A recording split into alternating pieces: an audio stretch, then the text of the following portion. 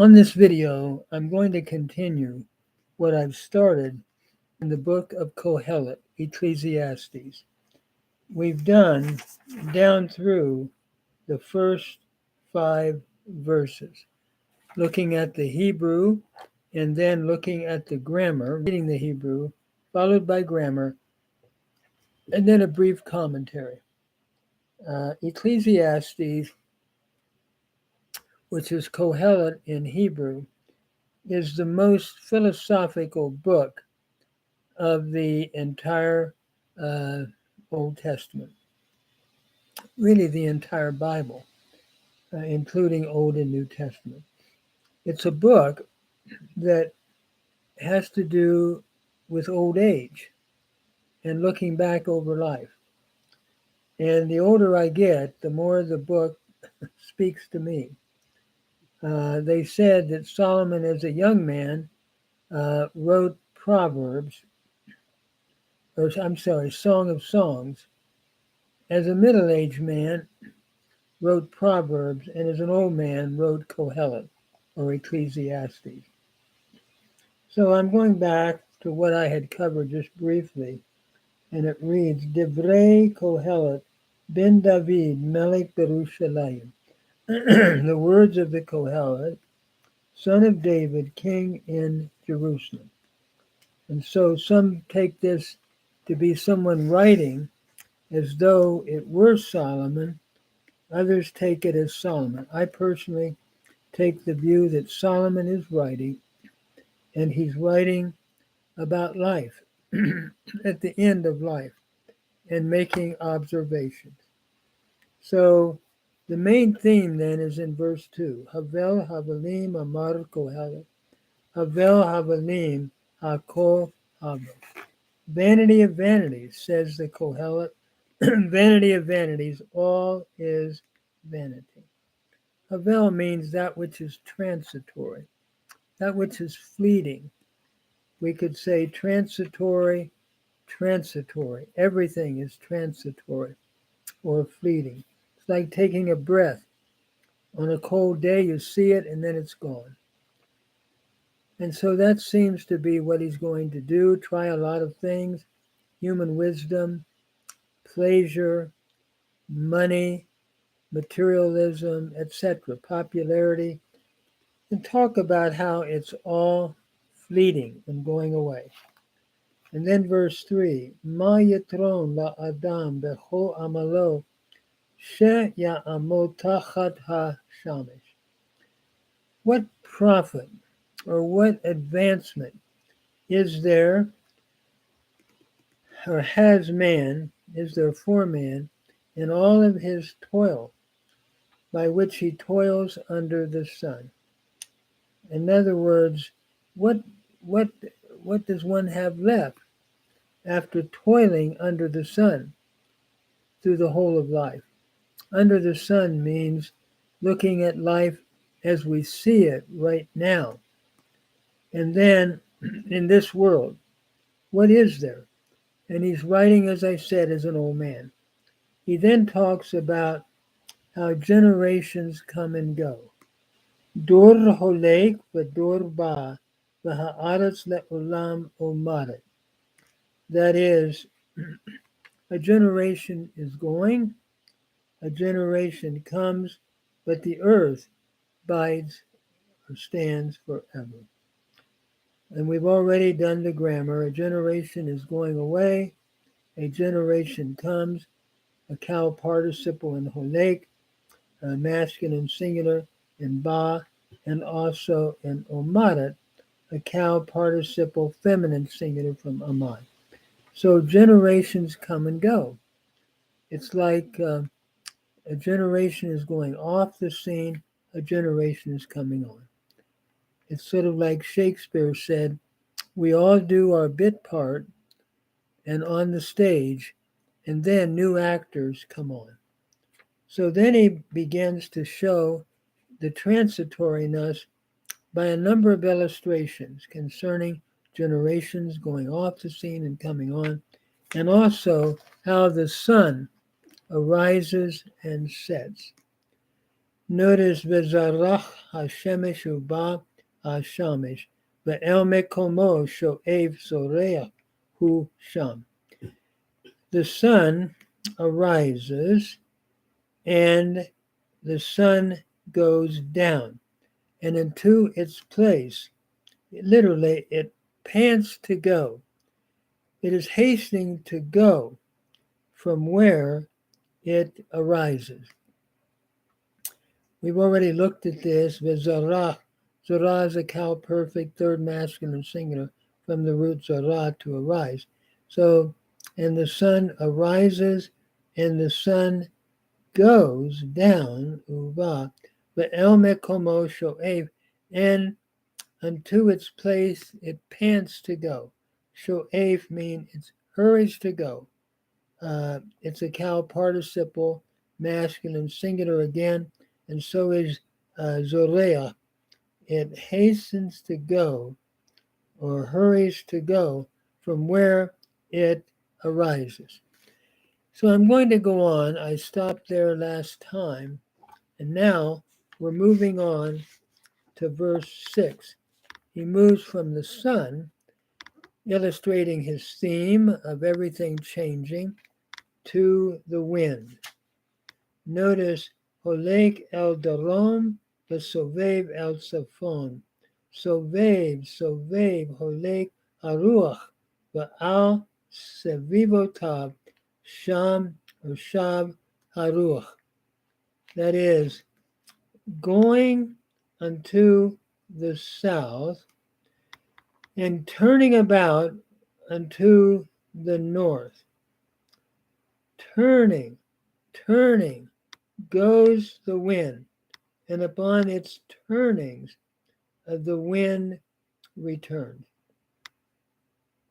The wind just keeps blowing toward the south and then toward the north, and it continues to go on a constant, continuous circuit. It's interesting as we look at this verse, it's very alliterative. Going unto the south and going unto the north, sovev, holek haruach. Here we have a series of participles, cow participle, masculine, singular, going, or we could say turning. Turning would be a better way to translate this from sabab. Both cow participles, masculine, singular. Holek goes, haruach, the wind. Holek is another cow participle, masculine, singular. So sovev, holek, haruach, va'al sevivo tav, and upon its turnings, or upon its circuits. Notice the same word is being used here. Sovev, and then al sevivo tav, and upon its circuits or turnings, shav haruach, the wind returns. Notice here again this ceaseless, constant cycle of life. It's going, and upon its goings the wind returns, or it's turning. Very vivid in the Hebrew here. Sovev, it's a phone. Sovev, holek haruach va'al sevivotam. In other words, going, turning, goes the wind, and upon its turnings, the wind returns. So he's showing the transitoriness and the constant change, and yet repetition in that change that continues. He continues by looking at the rivers.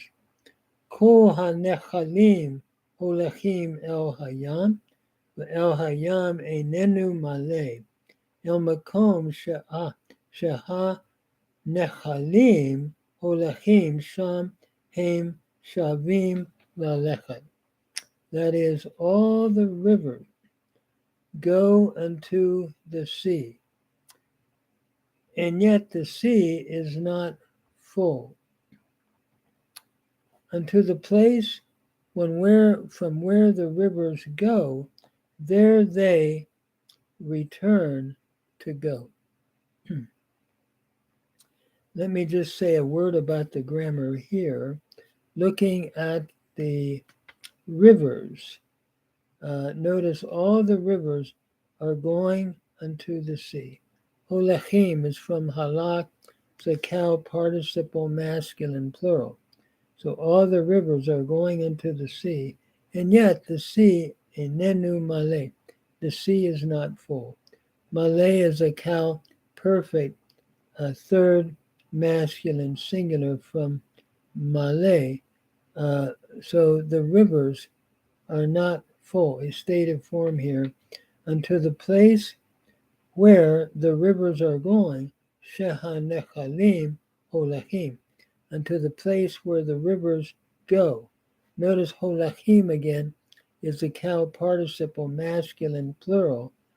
Sham, haim, shavim, lalechet.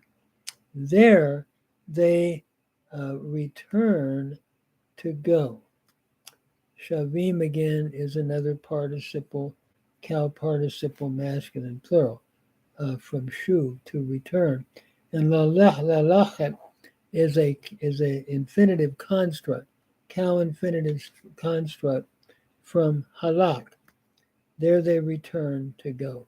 So now we look at the rivers and how they run into the sea, and yet the sea is not full. Under the place from where the rivers go, there they return to go again.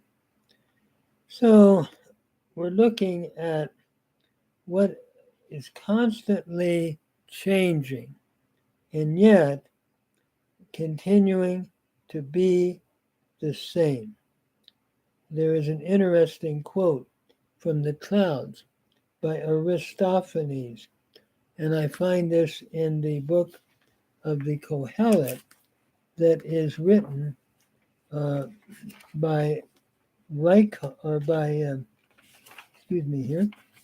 by Cohen, and he was the editor of this particular volume that I'm using, which is Jewish commentary, and Reichart also was a part of writing this commentary.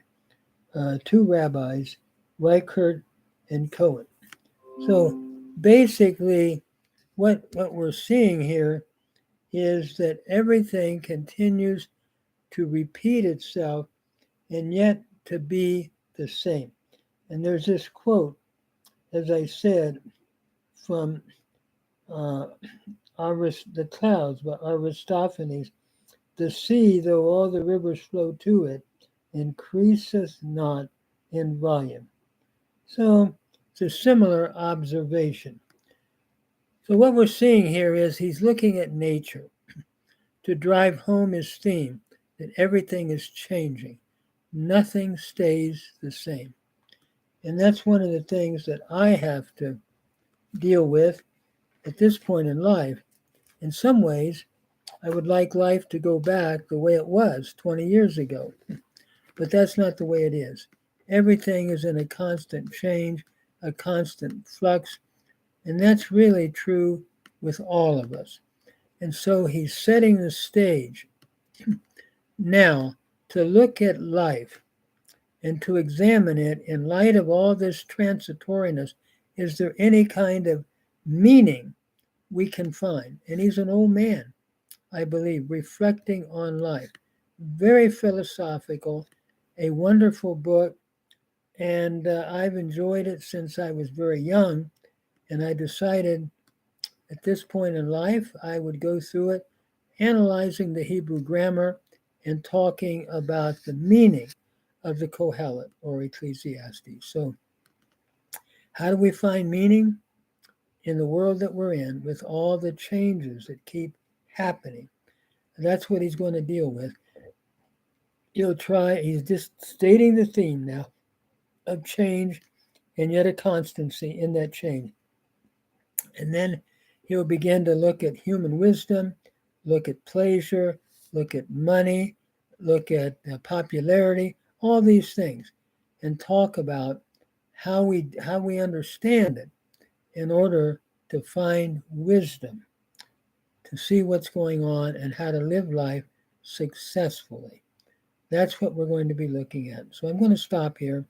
I've decided to just take my time and not go more than 10 or 15 minutes.